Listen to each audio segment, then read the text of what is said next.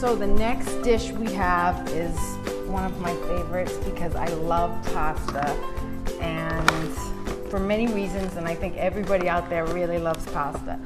But like I said earlier, I'm Italian and my family is from the south of Italy, which the south of Italy sees themselves as very different from the rest of Italy because the people are spicy, they're hot, they're temperamental, they're passionate, they're very family oriented, and they're very, very focused on food. Like all of Italy, but I would say in the south, food is everything. And when you go to Italy, people are very social. They're always with friends, they're always with family, even not up until late at night.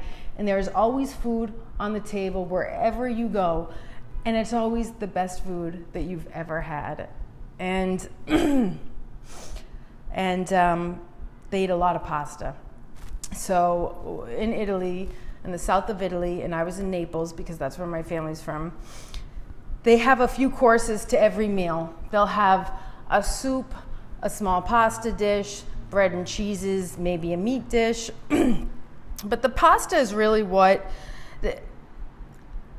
pasta's a big focus because it's a huge part of their diet. Pasta's cheap, it's filling, you can make it different almost every single time you cook it. So this pasta dish, it's very healthy, simple. It's almost like a pasta primavera, which primavera means spring. So it's light. And I'm using spaghetti for this one. There's so many different kinds of pastas out there, but I like spaghetti. Now, I grew up in restaurants because my parents inherited restaurants from my grandparents. And everybody, even my great-grandparents, when they came to this country, to Boston, because that's where I grew up, everything was about food or wine. So that's how they made it in this country, was food and wine. And everybody had big families, and they preferred to use the children to work in the restaurants rather than hiring people. So I remember I was like 5 or 6 years old, and I was already in the kitchen with these huge, maybe not 5 or 6, maybe 10 years old. I was already in the kitchen of the restaurant. We were already making these huge tomato sauces. Me and my sisters, I have 3 sisters and a brother, would be fighting constantly. And the customers used to hear us. They would hear my father and my mother and all of us, but they didn't care because the food was so good. And they always kept coming back, and they would laugh because we would laugh at ourselves too. After we fought, we would always laugh. But anyway, so this pasta dish, really simple. No need to really go overboard with anything. Now this is how simple this dish is. You don't even need to cut the tomatoes. That's how they make them in Italy. They make these tomato sauces. They just put the tomatoes in the pan because that's how good the tomatoes are. You don't have to stew them for hours. They're already sweet and ripe. So just put them in the pan. Put some garlic, some olive oil,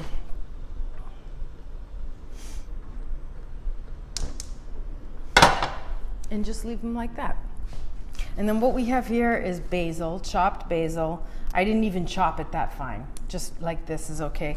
Spinach, sweet peppers, and lemon. And salt.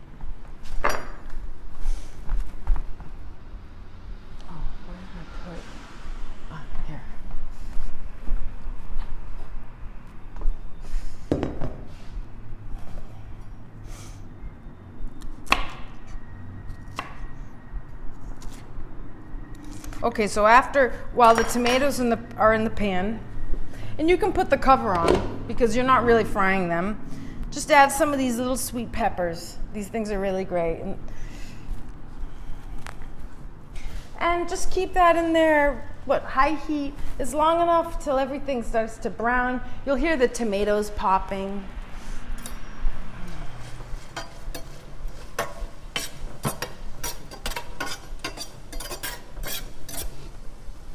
So when I was growing up, we ate mostly Italian food, but the reason why I cook a lot of healthy food is because my mother always focused on homemade, healthy. Even we had a garden and she used to grow stuff, but everything had to be natural and pure. And even my father, everybody in my family had such high standards on food. We couldn't even eat lunch at the school. If we went to friends' houses, we would kind of look at their food like, what are they eating? These Oreo cookies, macaroni and cheese. That wasn't how we did it. But even though I remember we felt a little bit deprived as kids, I'm really glad that they did that to us because we learned so much about food and how to cook and how important it is to use the best ingredients that you can find.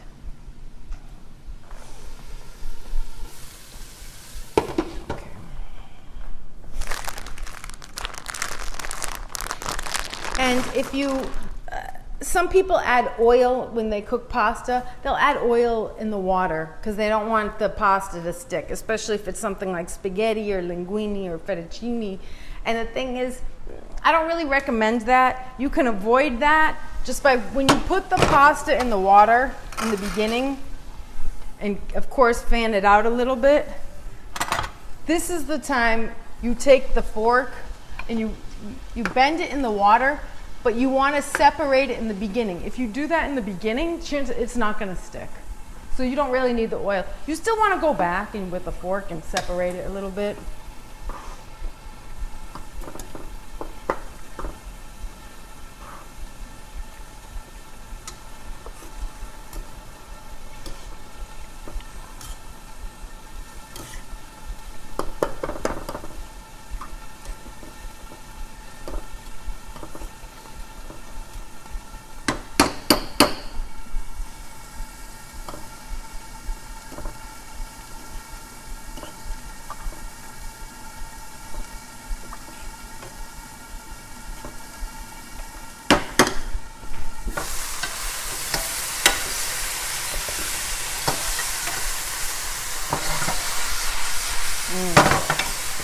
Okay, these already smell so good.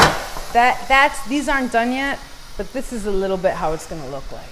The tomatoes are gonna get really red, the garlic, everything. Okay,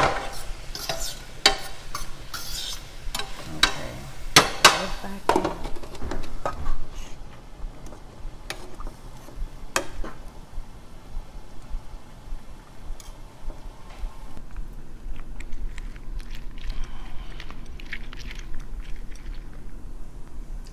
Okay, this is some lemon juice. You could use 1 or 2 lemons, depending on how much you like lemons.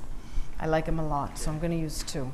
And also for this dish, I have some cannellini beans. And this is great if you wanna add some extra protein into the pasta. A lot of people who want to go vegan and they're not sure if they should, they're worried about protein, it's no problem. You won't even have to think about protein going vegan. There's so many beans and nuts, and there's protein that's already naturally, and even things like spinach. So just find out what those things are and eat them. Just Google vegan high protein foods and you'll find all those foods and stick to those.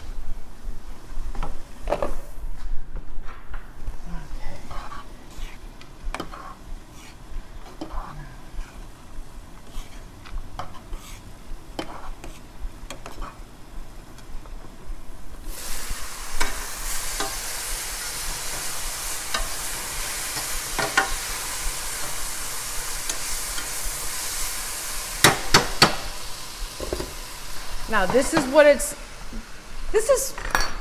pretty close to being done, if not done. You could use it just like this. The tomatoes, they lost their skin from the heat.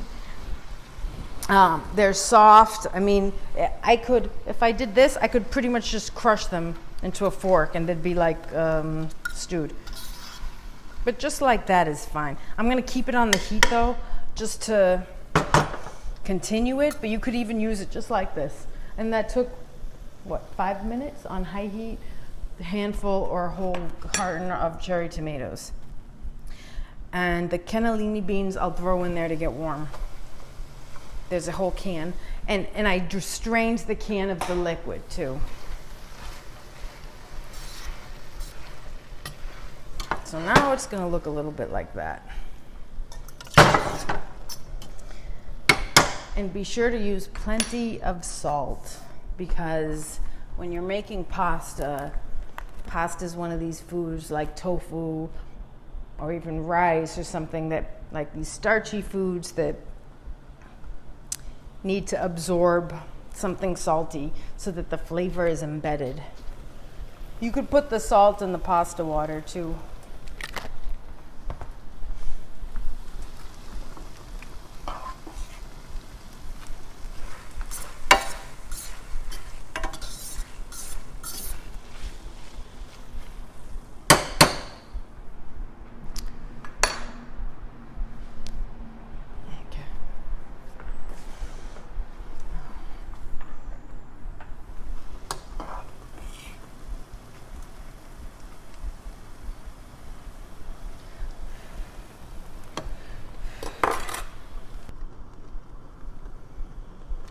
So the secret to making the pasta just right, most people have heard of the term al dente. It means to the tooth in Italian. And you want to keep checking the pasta as it's cooking to make sure, because when it goes over and it gets soggy, it doesn't taste good anymore. So this, it's a little hard still. And because I'm going to put it in the skillet with the tomatoes, I want it to be just before al dente, because it's going to continue cooking. And when you make pasta dishes,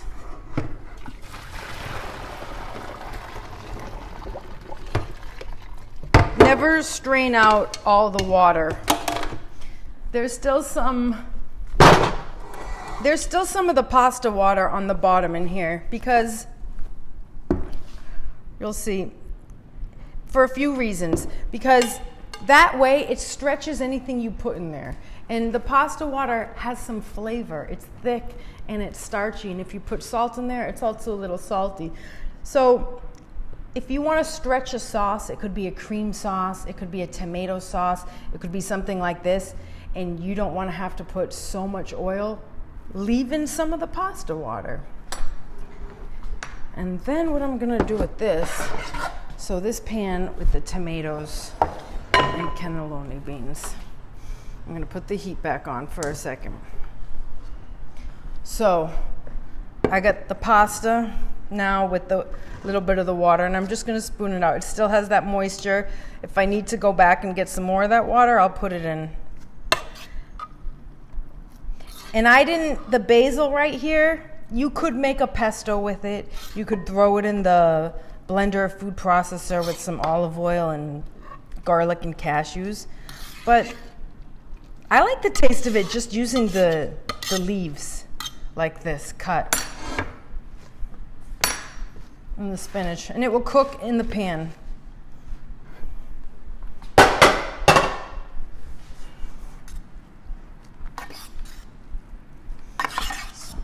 It all together, and it smells really good already from the basil.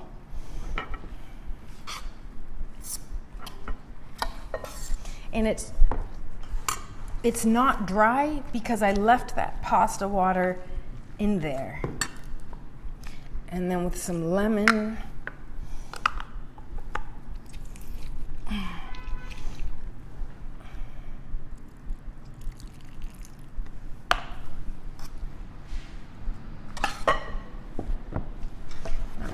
this back on the heat, and I'm just gonna mix it around.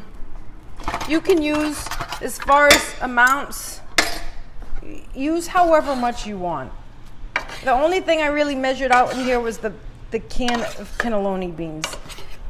You can use a carton of tomatoes.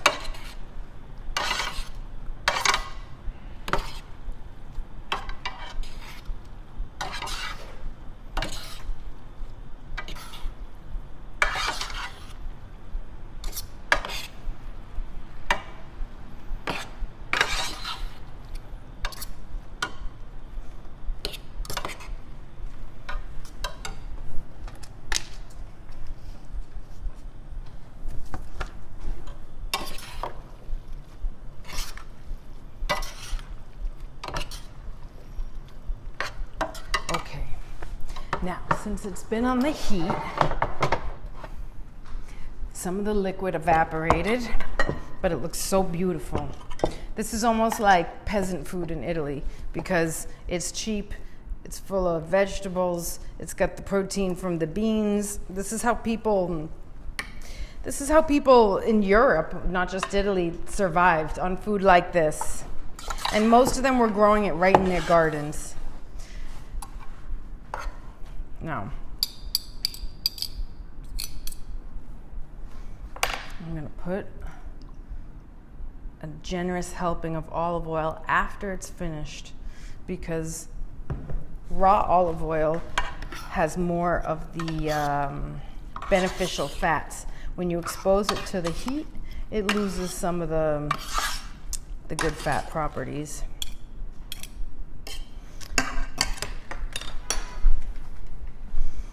Okay. Sometimes I like to leave it in the pan and eat it like that, or serve it like that. But I'm going to put it in here.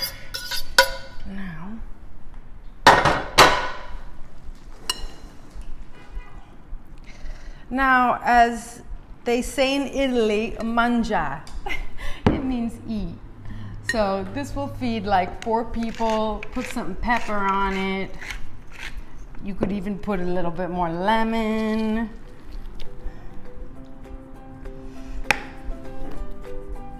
Like that, and there it is.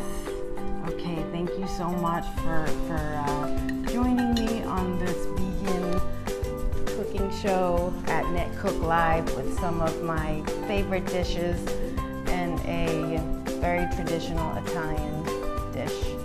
Thank you. So today we had 3 dishes, and we started with a chia pudding parfait that had this date caramel sauce made of maple syrup and coconut oil with walnuts and coconut and fresh berries, and everybody on the set loved it.